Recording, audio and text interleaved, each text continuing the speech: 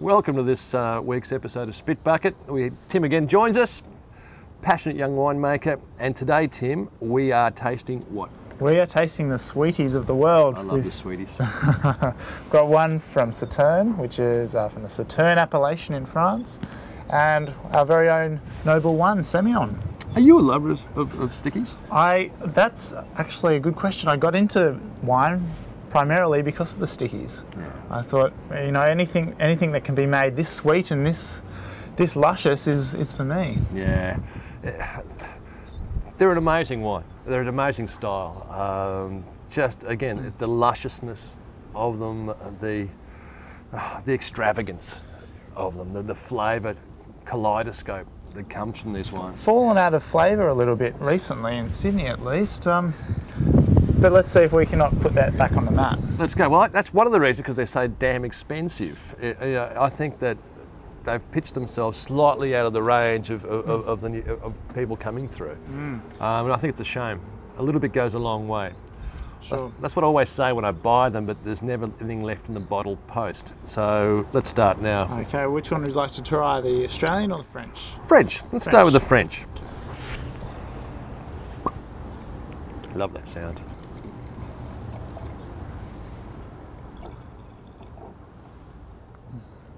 Lovely, deep straw, yellow colour. So the climate which they have to grow in to get the botrytis on the grapes is very humid, sort of Riverina style. It's quite coastal, and you really need this to get the rot started. So when you pick the grapes, they're going to be all shriveled up and very mouldy. And a lot of people, this is what makes bad wine in a lot of regions, but in this region it imparts all the really rich flavours.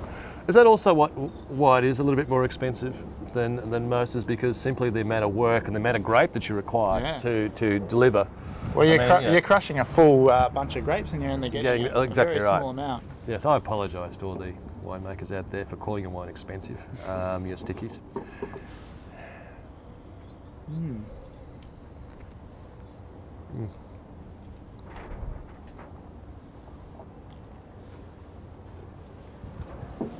It seems a shame to spit these ones. I can't. I can't spit that.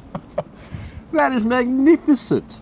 These are fantastic wine. It's got a really nice backbone of vanilla. Oh. It's not too rich. It's still quite fresh. Great acidity.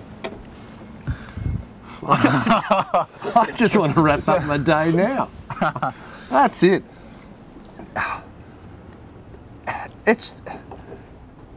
I'm blown away by that wine. Yeah, it's I'm just blown away just by the depth and richness and the tapestry in there is. You're right, from the vanilla to the orange peel to pear to, it has everything. Yeah, I mean, people talk about cheese and they talk about mixing this. I mean, what do you like? What do you enjoy your Sauternes with, or your stickies Well, with? it's hard to beat with a bit of quince paste and a nice runny brie. However, it can also go to the more desserts, so the caramel puddings and everything. With vanilla bean ice cream is a favourite of mine. Yeah. Or a cigar, because I love having the stickies with some great Cuban cigars, be it a Partagas D4 or something such as that. Just a treat, just an absolute treat.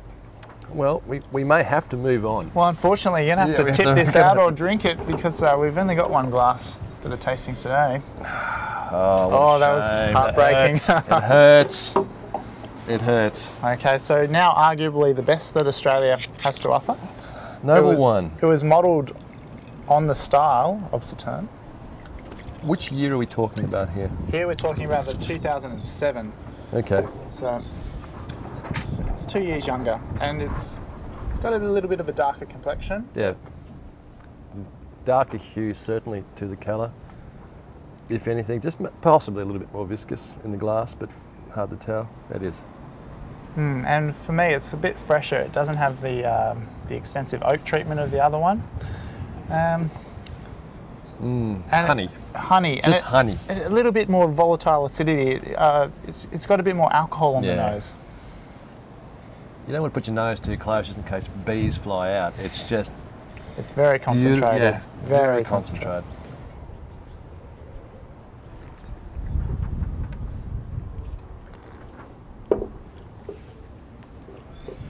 A lot more acidic, and for me, it doesn't gel as well as the French wine, but it's still quite fruity. It's very fruity.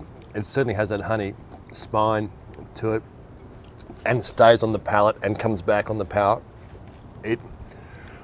Unfortunately, it's playing a little bit one-dimensionally compared to the Sauternes. Well, it is modelled on its goal, isn't it? Yeah, it's a lovely wine, and you know, it's. I think it's a little bit unfair for it to perhaps to be unlucky to be paired against something so good today, but it's showing up as a one-trick pony. Was that too harsh an assessment? I think it's harsh but fair at the moment. A lot of quinces coming through on this, and perhaps this wouldn't be too good for cheese per se, because it's really it's got a bit of a bite compared to the French wine. It certainly has the intensity, and it certainly has, you know, everyone loves calling it a sticky. It is a sticky. It's got intensity, it's sweet, but you just want to see a couple of veils come off. Yes, you want it to emerge. That's where the sexiness of a wine is. It's the slow unveiling of layers, and I'm not seeing any unveiling of layers here. Not yet, anyway. Not yet. I was down to about the 21st layer on the Sauternes, but we're just not seeing a lot of layer unveiling. Shall we revisit the Sauternes? Please, can we? Can we? I think we've got time.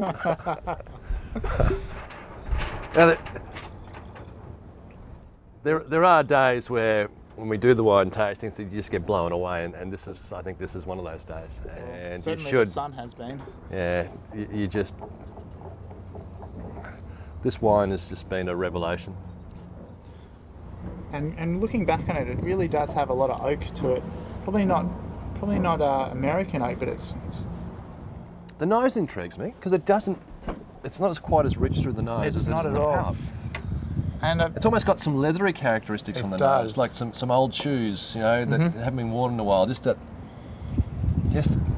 what we see here as well is these are made in 10% alcohol, so they've got the rest of it is residual sugar. Yeah. This is 14, so it's the normal percentage of normal wine. Yeah.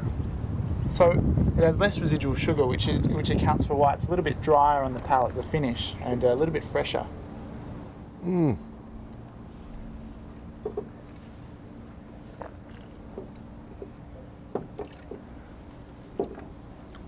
Wow. Well, let's rate these ones. Yeah, I was going to say, is it fair to get you to do the first rating? I'd rate that 94.95. Okay, I think that's a 90 for me. Yeah. Yep. Well, you're not going to keep the bottle. Okay. The Noble? The Noble. Look, for me, it's a different sort of style, and I think it's technically sound. Oh, very much so. I'll give that a 90 as well. So I'm going to ask you a question. I'm going to ask you a question, Tim. We've both enjoyed one style so much more than the other, but when we're ranking wines, we rank them on we're ranking them on how true they are to the style itself. Yes. Correct? Yes, we are. So that's why you can have two wines ranked 90, but one enjoyed far more than the other. Yes. I don't rank that way, so that's a rule, as you know. I'm Spanish of background, so I'm passionate about something. I assume both wines are roughly the same dollars, within a couple of dollars each. So, can I just tell you, please track down this wine. Château de Malle. Yes. 2005 Sauternes. Track it down, enjoy it. Do your own comparison. Get both bottles, the Noble One, and do your own comparison, and see what you come up with. Thank you so much. I hope you enjoyed that tasting. I had a ball. It was fantastic. Yeah? Yeah. Thank you so much, Tim, and thank you for joining us today on Spitbucket. Remember, we spit so you don't have to. Take care and see you next week.